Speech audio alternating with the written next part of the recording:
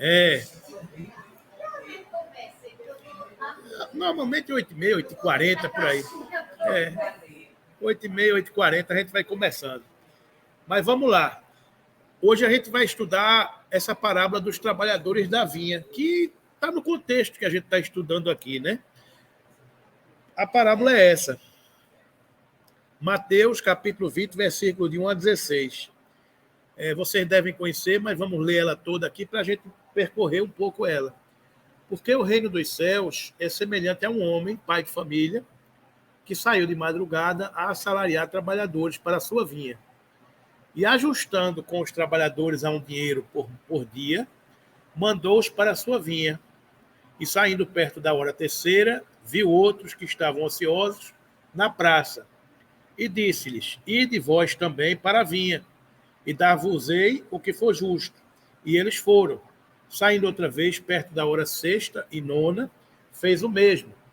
E saindo perto da hora undécima, encontrou outros que estavam ociosos e perguntou-lhes: Por que estáis ociosos todo dia? Disseram eles: Porque ninguém nos assalariou. Diz ele: Ide vós também para a vinha e recebereis o que for justo. E aproximando-se a noite, diz o senhor da vinha ao seu mordomo: Chama os trabalhadores, paga-lhes o salário, começando pelos últimos até os primeiros. E chegando os que tinham ido perto da hora undécima, da 12ª hora, receberam um dinheiro cada um. Vindo, porém, os primeiros, cuidaram que haviam de receber. Mas do mesmo modo, receberam também um dinheiro. E recebendo, murmuravam contra o pai de família, dizendo: Estes últimos trabalharam só 1 hora. Parece a gente, né? E tu os igualaste conosco, que suportamos a fadiga e a calma do dia. Ele chegou agora e já está recebendo a mesma coisa que eu, né? Mas ele, respondendo, disse a um deles: Amigo, não te faço injustiça. Não ajustastes tu comigo um dinheiro? Toma o que é teu e retira-te. Eu quero dar a este derradeiro tanto como a ti. Ou não me é lícito fazer o que quiser com o que é meu? Ou é mau o teu olho porque eu sou bom? Assim, os últimos serão os primeiros e os primeiros serão os últimos, porque muitos são chamados, mas poucos os escolhidos. Então, aí essa parábola da vinha do Senhor, né? Então, a formosa parábola dos servidores envolve conceitos profundos. Em essência, designa o local dos serviços humanos e refere-se ao volume de obrigações que os aprendizes recebem do mestre divino. 3 ideias básicas são identificadas nessa parábola: o valor do trabalho para o progresso humano, o significado de trabalhador da vinha e o princípio da reencarnação. Vamos entender um pouco o que quer dizer esta parábola.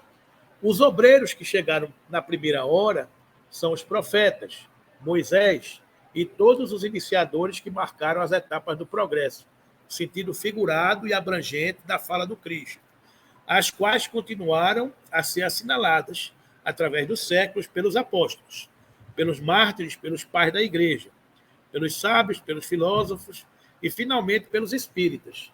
Estes que, por último, vieram, foram anunciados e preditos, desde a aurora do advento do Messias, e receberão a mesma recompensa. Últimos chegados, eles aproveitam os labores intelectuais dos seus predecessores, porque o homem tem que herdar do homem, e porque coletivos são os trabalhos humanos. A gente aproveita o que foi deixado pelas gerações anteriores, né? Aliás, muitos dentre aqueles revivem hoje ou reviverão amanhã para terminarem a obra que começaram outrora. Muitas almas reencarnam para concluir um trabalho que realizaram em algumas gerações anteriores. Mais de um patriarca, mais de um profeta, mais de um discípulo do Cristo, mais de um propagador da fé cristã se encontram no meio deles. Porém, mais esclarecidos, mais adiantados, trabalhando não já na base, e sim na cumieira do edifício. Receberão, pois, o salário proporcionado ao valor da obra. Ou seja, a gente vai pegando o trabalho já em andamento. E a gente, como a gente também evolui, a gente não vai mais trabalhar na base, vai trabalhar na cumeira da obra. É o que Kardec está nos ensinando aqui no capítulo 20, lição 3 do Evangelho segundo o Espiritismo. Aí vamos interpretar. Porque o reino dos céus é semelhante a um homem, pai de família, que saiu de madrugada a assalariar trabalhadores de sua vinha. E ajustando com os trabalhadores a um dinheiro por dia, mandou-os para a sua vinha. A expressão reino dos céus é comum no Evangelho, referindo-se ao estado de plenitude espiritual. Quando a gente fala adquirir o reino dos céus, chegar ao reino dos céus, a gente tem uma ideia de adquirir um estado de plenitude espiritual, que será alcançado de forma ativa, perseverante e corajosa, jamais como concessão ou graça divina. A gente vai conquistar o reino dos céus. Segundo a doutrina espírita, o ser humano atingirá esse estado de perfeição por meio de quê? De conhecimento, de transformação moral, obtidos nas sucessivas reencarnações e no plano espiritual. Ou seja, a gente vai adquirindo essa condição de atingir este reino dos céus, essa paz interior. Por exemplo, a gente passou aqui um tempo discutindo os ciclos que estamos submetidos. Este conhecimento nos ajuda a ter paz. Então, este reino dos céus, a gente vai conquistando, a gente vai construindo, porque o reino dos céus, ele é passível de serenidade, de paz, de entendimento, de harmonia, de não desespero, de não insegurança, de confiança, de fé, de tranquilidade, de harmonia, de subserviência, de submissão. Essa é a condição daqueles que já conseguem compreender. Então, a gente não pode mais se desesperar. A gente não pode mais perder essa esperança. A fé é entrega. Então, a gente tem que estar entregue a uma lei superior e a uma condução superior. É o que a gente está vivenciando. Toda paz, segundo Emmanuel, é a realidade do Espírito. Toda paz é advinda da realidade do Espírito e de submetermos às leis de Deus e à sua justiça. Tudo vem daí. A gente se saber espírito e a gente entender que há uma lei superior, uma lei de Deus, uns ciclos superiores, isso harmoniza e acalma e tranquiliza o caminhar, digamos assim, né? Então, este reino dos céus, ele é conquistado diuturnamente pelas nossas atitudes e pela nossa evolução. O pai de família, nesta parábola, é Deus. A vinha somos nós, a humanidade. E o trabalho são as aquisições das virtudes que devem enobrecer as nossas almas. Para realizar esse desiderato, uns precisam de menos tempo, outros de mais tempo, conforme cumpram bem ou mal os seus deveres. O prêmio, entretanto, é um só: a alegria, o gozo espiritual decorrente da própria evolução alcançada. Tem gente que quer se formar em 2 anos, se matricula em 10 cadeiras por semestre. Então, ele pode conseguir o intento em 2 anos, se ele conseguir passar por tudo isso. Tem gente que se forma em 4 anos. Tem gente que se forma em 6. Ou seja, a gente evolui de acordo com a nossa capacidade de pagar os créditos. O que são os créditos que a gente vai pagando? São as virtudes que a gente vai adquirindo na nossa alma, no nosso ser. A gente vai evoluindo. Segundo Joana de Ângeles, se a gente conseguir conquistar uma virtude em cada encarnação, tá bom. Né? Então, esse é um processo de evolução. Aí você diz, e a gente tem todo o tempo do mundo para evoluir? Em tese, sim. Só que no momento que a gente está vivendo hoje, de transição planetária, há espíritos que estão tendo derradeiras oportunidades. Porque já faz muito tempo que eles estão presos nas situações deles próprios, cristalizados nos seus equívocos, nos seus erros, nos seus males, nos seus pendores. Como a Terra está evoluindo, está lembrado que tudo evolui, que a gente falou aqui, então ela está mudando a sua frequência.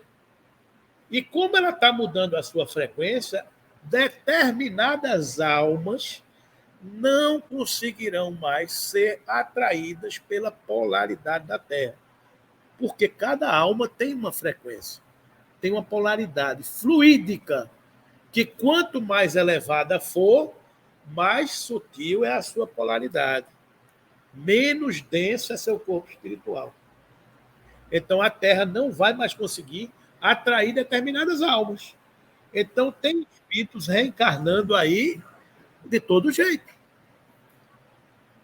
A gente, nas reuniões mediúnicas, tem conversado com espíritos dizendo que estão tendo que reencarnar compulsoriamente. Não dá mais tempo de fazer o planejamento, entendeu, minha irmã Rita? Às vezes a pessoa tem todo o tempo do mundo para fazer um planejamento. Só que às vezes o gestor faz, meu amigo, ó, cronograma encerrou. Agora não dá mais para ser do jeito que deveria ser, agora vai do jeito que der. O corpo que tem é esse, a condição que tem é essa, então tu vai reencarnar na África. Por que vai reencarnar na África? Porque na África, como ainda é um continente de expiações e provas, essa questão de controle de natalidade, tudo isso ainda não está tão em valor, né? Então vai reencarnar lá, para poder cumprir o que você precisa para expurgar o do seu espírito. Então, muitas dessas almas vão nascer em condições socialmente que eles acham inferiores. Porque se você era do planeta, era do continente europeu, e você vai reencarnar no continente africano, para ele, eu vivia numa civilização, né? Eu agora vou reencarnar numa tribo. Para ele vai se sentir, não é, um degredo, vai se sentir inferiorizado. Mas é o que tem. Porque na Europa não tem corpo. Aí o que é que tu faz? Tu reencarna na África. Aí se depois tu tiver necessidade de ir para a Europa para resgatar os teus pendores, o que é que tu faz? Casa com o europeu. Tu vai ser refugiado. Tu vai pegar aquelas embarcações e vai para lá. Porque o que está acontecendo? Esses espíritos que estão vindo de diversos continentes indo para lá estão fazendo o quê? Estão indo resgatar os seus pendores. São os mecanismos da lei. Eu não fui lá na África, ela não tinha filhos. Então, Aí encontrou um casal de meninos pretinhos, coisa mais linda. então não tem acaso nos mecanismos das leis de Deus. A vida sempre vai encontrando as saídas. E as coisas vão acontecendo. São os mecanismos da lei, né? A vinha é a humanidade, o trabalho, a aquisição das virtudes. E o prêmio é conseguir realizar, né? A afirmativa, sair de madrugada a assalariar trabalhadores para a sua vinha, indica o supremo dinamismo do trabalho no bem, caracterizado por ser diligente e produtivo. Não perde tempo e que começa cedo. O senhor da vinha saiu de madrugada. Ou seja, o progresso humano é prioritário. E como o progresso humano é prioritário, precisa acordar cedo, pegar cedo no trabalho. E desde sempre, o Senhor tem enviado ao planeta espíritos missionários. Na primeira hora, na terceira hora, na sexta hora, na 12ª hora, convidando esses missionários a trabalharem na vinha do Senhor. Estão compreendendo? Desde sempre, a evolução espiritual é uma meta divina, definida. A meta é essa, vai ter que evoluir todo mundo. Desde que ocorreu o processo de humanização do princípio inteligente. Isto é, na madrugada da vida humana, quando o espírito era simples e ignorante. Então, um dia a gente começou, simples e ignorante. E, ao transcorrer do tempo, a gente vem trabalhando na vinha do Senhor. Esse é o processo no mecanismo das reencarnações sucessivas. O texto evangélico esclarece que o pagamento ajustado dos trabalhadores foi de R$1 por dia. O senhor da vinha acordou o pagamento. Só, tu vai trabalhar e eu vou te pagar R$1 por dia. A gerência divina, sempre atenta e atuante, sabe ajustar o trabalho em nível de conscientização e de entendimento do obreiro. Ele sabe o que cada um pode dar. Tem trabalhadores que vão trabalhar o dia todo e não vão render 1 hora de trabalho do último trabalhador. Vocês já perceberam isso? Que tem gente que trabalha o dia todinho e não rende o que uma pessoa mais capacitada rende em 1 hora. Mas o senhor da vinha, como é justo, ele paga um dia de trabalho a todo mundo. Mas ele sabe que em 1 hora rende mais do que em 6, do que em 8, em 10 horas. Está entendendo? Neste contexto, é possível definir o tipo de compromisso que cada um pode oferecer à vinha, identificado na equação produção versus benefício. É isso que a gente está falando. Sendo assim, o Pai Celestial, o dono da vinha, disponibiliza o serviço ao trabalhador. Está aí o campo. Onde é que eu trabalho? No mundo todo. Na vinha do Senhor. O local aonde você está. E também a forma e o valor da remuneração. O filho ou trabalhador, cada um de nós, por outro lado, recebemos as oportunidades de progredir no campo que lhe foi destinado, selecionado em função da experiência que possui, do planejamento encarnatório que nós fizemos.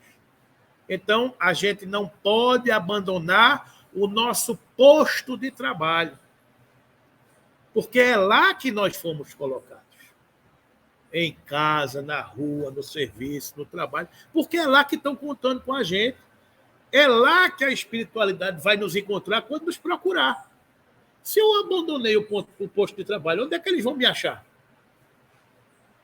Então, a vinha do Senhor é o local que a gente foi destinado, dentro da família que a gente serve, dentro do contexto social que a gente está influenciando, dentro do mundo que a gente influencia.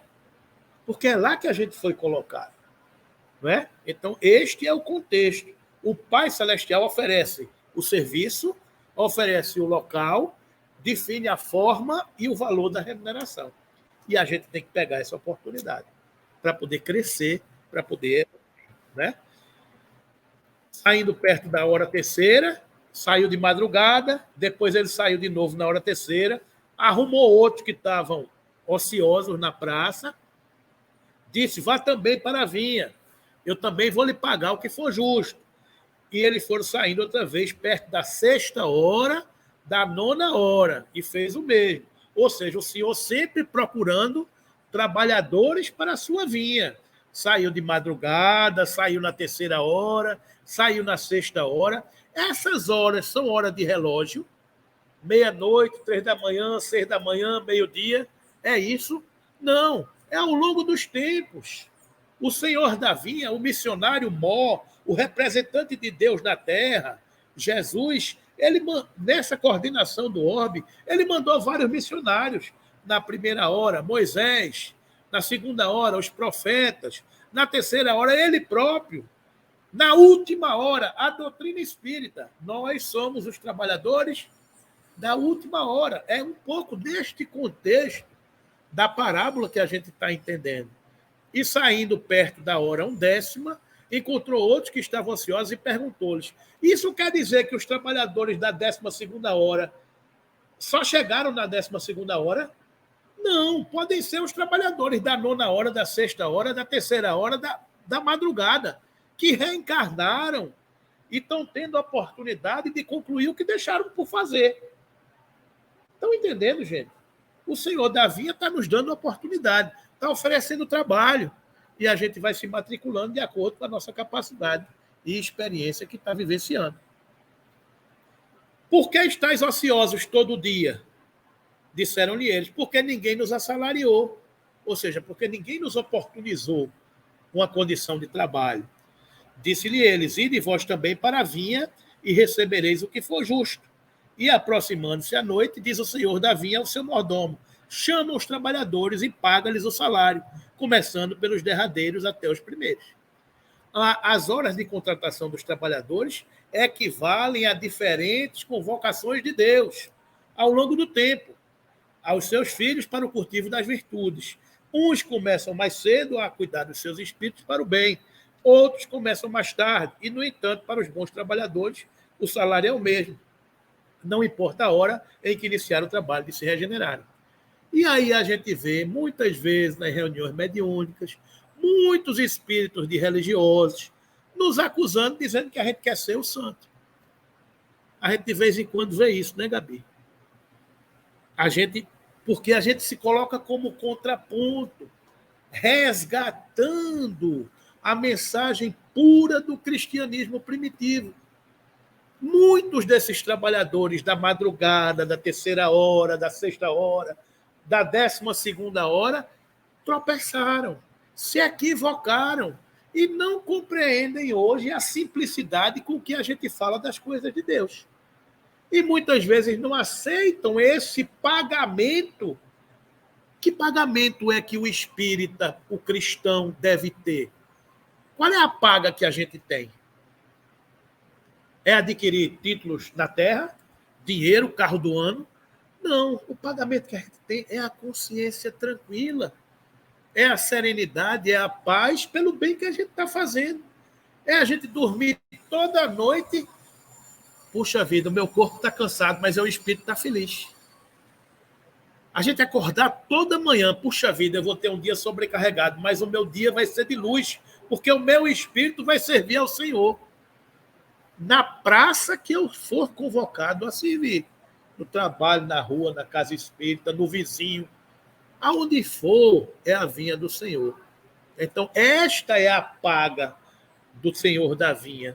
Essa consciência tranquila, a aquisição dos valores imortais. Então, é por isso que a coisa mais importante que a gente faz na vida, qual é? Servir na vinha do Senhor.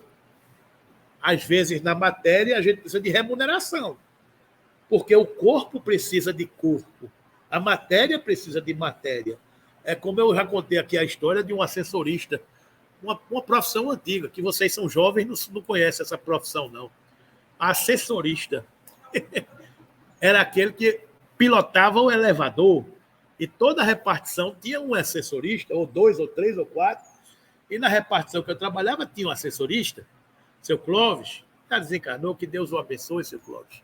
E uma vez eu, jovem, começando a minha vida profissional, novinho, aí, começando na doutrina espírita, todo cheio de frases de efeito, aí ele, assim, cabisbaixo no elevador, eu entrei no elevador, bom dia, eu todo armado, né?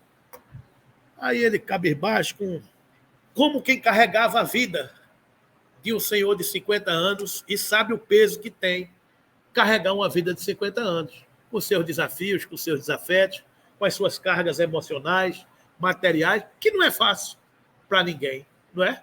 Então, ele lá, cabisbaixo, com aquele peso que as minhas mãos carregam o mundo, né? Meus ombros suportam o mundo, e eu lá, leve, lépido, fagueiro, jovem, 20 anos, bom salário, não tinha uma patativa para dar de comer, um prego para bater numa barra de sabão.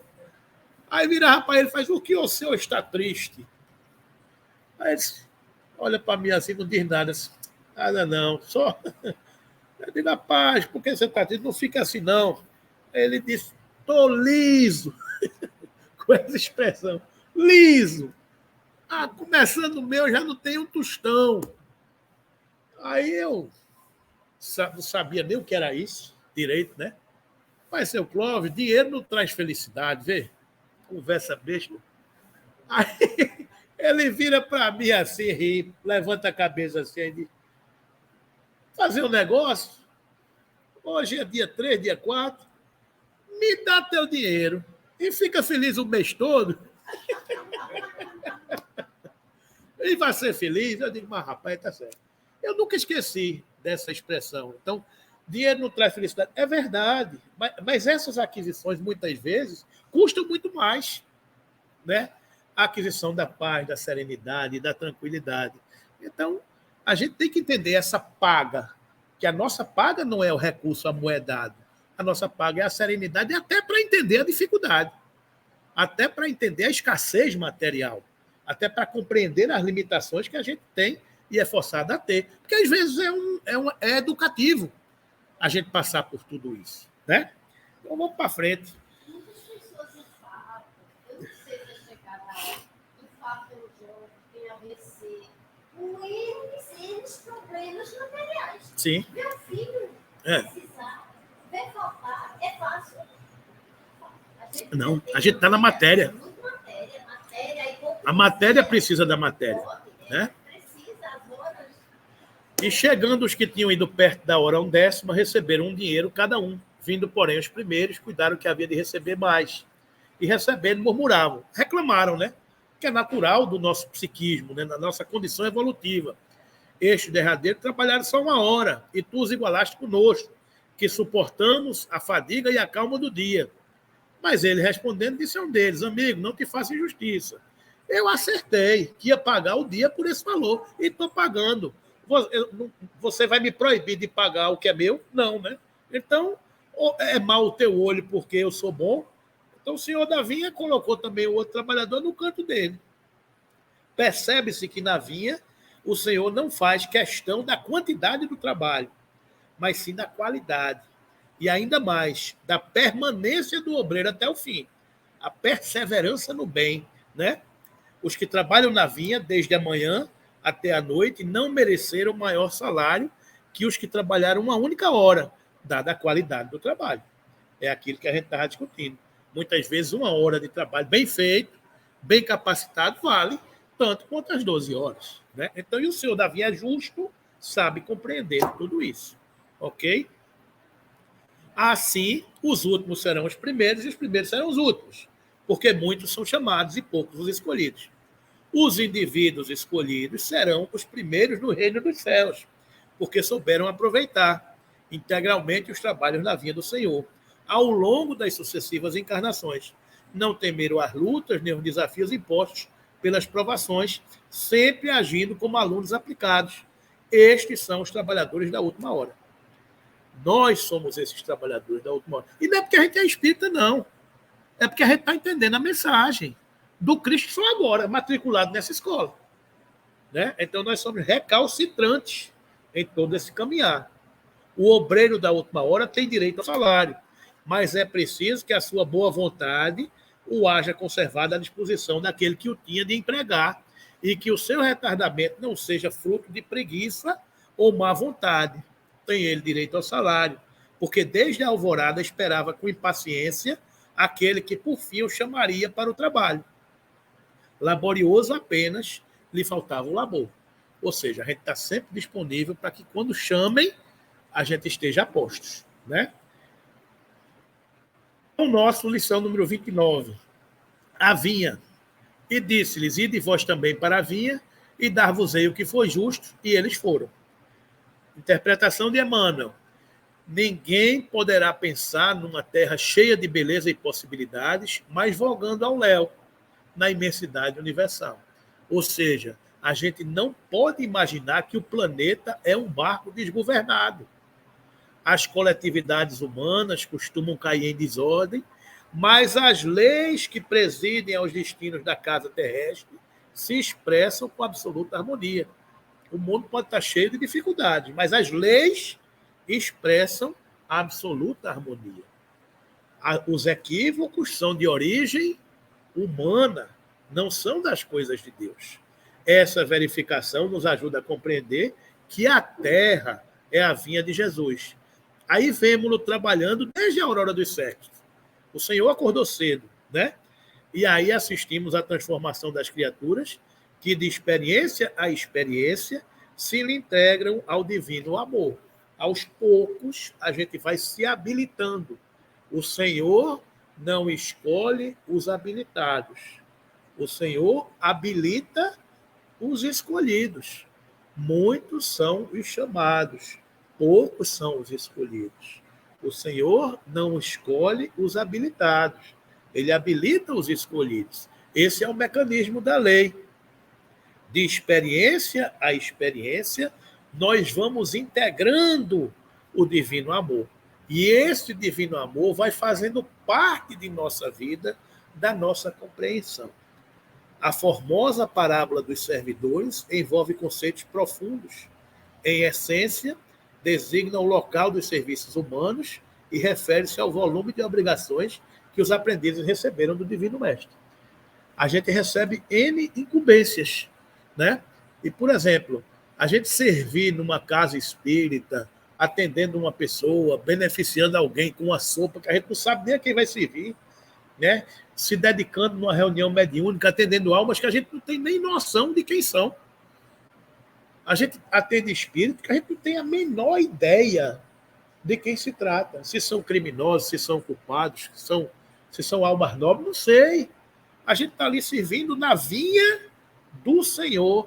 E foi ali que o Senhor nos colocou para contribuir com as nossas dores, para que as dores ali desapareçam. É trabalhoso, é doloroso para o médium sentir as sensações físicas, o medo, o receio, a angústia, ter medo de passar por aquilo. Mas nós pedimos essa condição para os nossos próprios espíritos. Essa é a condição que a gente vai se habilitando, né? E o mestre nos coloca naquela posição para que a gente sirva. Por enquanto, os homens guardam a ilusão de que o orbe pode ser o tablado de hegemonias raciais ou políticas. A gente pode pensar que só vai resolver para uma determinada raça, para uma determinada condição política, e isso é uma coisa hegemônica, é uma coisa particular de um povo, de uma época, de uma situação. Mas perceberão em tempo o clamoroso engano, porque todos os filhos da razão, corporificados na crosta da terra, trazem consigo a tarefa de contribuir para que se efetue um padrão de vida mais elevado no recanto em que agem transitoriamente.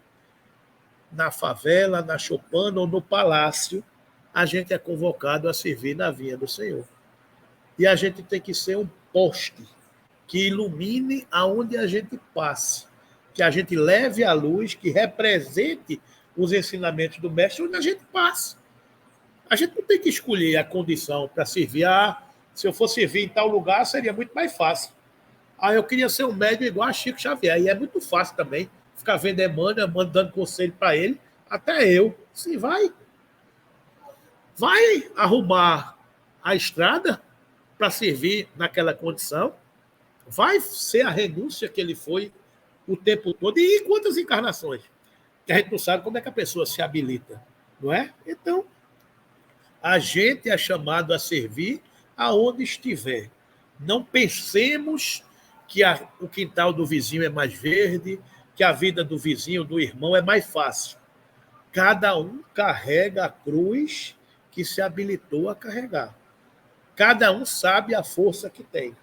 Cada um sabe a condição que tem de carregar, de suportar, de conviver com a alma A, B, C ou D. Cada um sabe a sua capacidade. A gente não pode se comparar com ninguém. A gente não pode estar achando, fulano tem uma vida mais fácil do que a minha. Não, a vida é a dele. A sua vida é a sua. Você tem as suas habilidades, os seus valores, as suas circunstâncias para vencer. Você está aparelhado com todo o equipamento necessário para vencer naquela encarnação.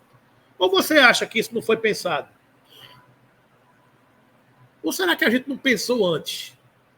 Eu vou encontrar uma vida assim, assim, assim. A gente equacionou antes. Se no caminho a gente mudou determinadas variáveis, aí é consequência do nosso livre-arbítrio, que a gente vai responder por ele. Aí você diz, ficou mais difícil. Tá bom, você devia ter pensado antes. Se você não pensou antes, vamos ver como é que a gente corrige no caminhar, digamos assim, não é? Então, muitas vezes o nosso livre-arbítrio dificulta um caminho que seria mais suave. E por causa disso eu vou agora desistir? Não.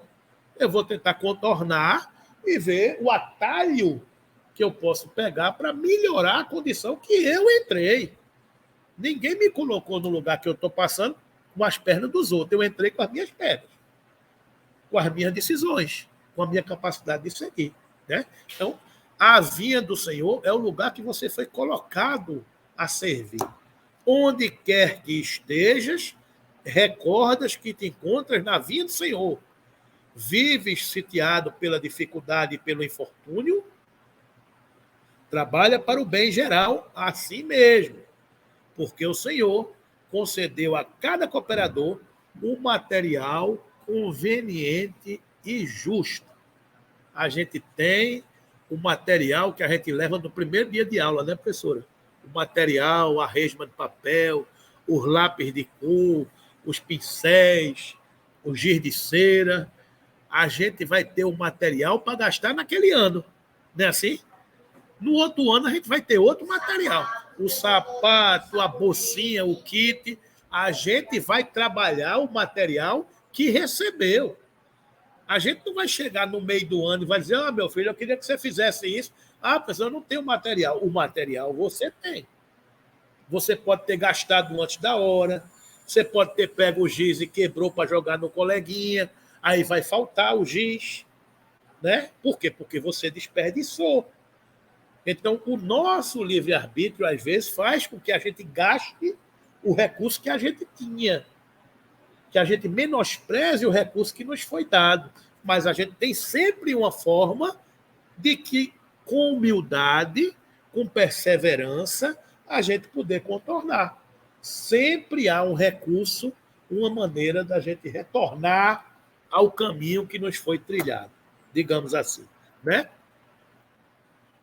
Lição 20, capítulo 20, os obreiros do Senhor, para concluir. Já que a gente começou falando dos ciclos, vamos terminar falando dos ciclos. Aproxima-se o tempo, os tempos dos mecanismos das leis de Deus, em que se cumprirão todas as coisas anunciadas para a transformação da humanidade. Ditosos serão os que se houverem trabalhado no campo do Senhor, na vinha do Senhor, com desinteresse e sem outro móvel, senão a caridade. Seus dias de trabalho serão pagos pelo cêntuplo do que tiveram esperado. Ditosos o que hajam dito a seus irmãos, trabalhemos juntos e unamos os nossos esforços, a fim de que o Senhor, ao chegar, encontre acabada a obra. Porquanto o Senhor lhes dirá, vinde a mim, vós que sois bons servidores, vós que soubestes impor silêncio aos vossos ciúmes e às vossas discórdias, a fim de que daí não viesse dano para a obra. Mas ai daqueles que, por efeito das suas dissensões, houverem retardado a hora da colheita, pois a tempestade virá e eles serão levados no turbilhão. Clamarão, graça, graça. O Senhor, porém, lhes dirá, como implorais graça, vós que não tivestes piedades dos vossos irmãos, e que vos negastes a estender-lhe as mãos, que esmagastes o fraco, em vez de o amparardes. Como suplicais graças, vós que buscastes a vossa recompensa nos gozos da terra e na satisfação do vosso orgulho? Já recebestes a vossa recompensa, tal qual a quisestes. Nada vos mais cabe pedir. As recompensas celestes são para os que não tenham buscado as recompensas da terra. Deus procede neste momento ao censo de seus servidores fiéis e já marcou com o dedo aqueles cujo devotamento é apenas aparente, a fim de que não usurpem o salário dos servidores animosos, pois aos que não recuarem diante de suas tarefas é que ele vai confiar os postos mais difíceis na grande obra da regeneração pelo Espiritismo. Cumprir-se-ão estas palavras. Os primeiros serão os últimos, e os últimos serão os primeiros no reino dos céus. Então, meus irmãos, este censo, esse mecanismo está em curso. Não pensemos que só são letras escritas nas obras que estudamos. Está acontecendo. Ainda 15 dias atrás, atendi espírito numa reunião mediúnica, dizendo que, infelizmente, não conseguiria mais reencarnar na Terra. Ele muito triste, muito choroso, testemunhando isso. A gente tem essa graça, esse privilégio de falar com os homens que já viveram na terra. Então, o Espírito dizendo que orasse por ele, mas ele estava deixando a terra. É verdade. As coisas estão acontecendo. E a gente, na nossa função de doutrinador, sempre buscando consolar, sem perguntar quem era aquela alma e por que razão ele estava sendo degradado, eu dizia, não, meu irmão, ore ao Senhor Jesus, que ele é Pai de misericórdia. Ele não vai negar o auxílio, o ofício. Ele fez, se o consola, nós estamos muito tristes, muito sofridos, porque vamos deixar a terra. Ele disse, não, meu irmão, ore, tenha fé, que tudo vai dar certo. Bom, e ele foi encaminhado. Na sequência, o médium recebeu um mentor que estava conduzindo aquele encaminhamento e o mentor dizia, meu irmão, não dá mais para continuar na terra. As vítimas dessas almas não permitiriam. Então, vocês entendam que nós ainda, por sermos um planeta em transição, nós não temos ainda almas plenamente capazes de perdoar. Então, as almas que foram vítimas de muitos holocaustos que aconteceram na história da humanidade não aceitariam conviver com almas que provocaram tudo isso. Ainda não tem capacidade suficiente de perdão e de renúncia para entender isso.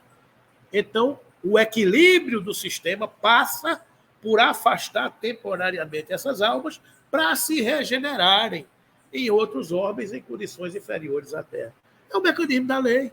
Então, felizes aproxima-se o tempo em que se cumprirão as coisas anunciadas para a transformação da humanidade. Ditosos serão os que houverem trabalhado no campo do Senhor com os interesses sem outro móvel senão a caridade. É fato, é verdade, está em curso.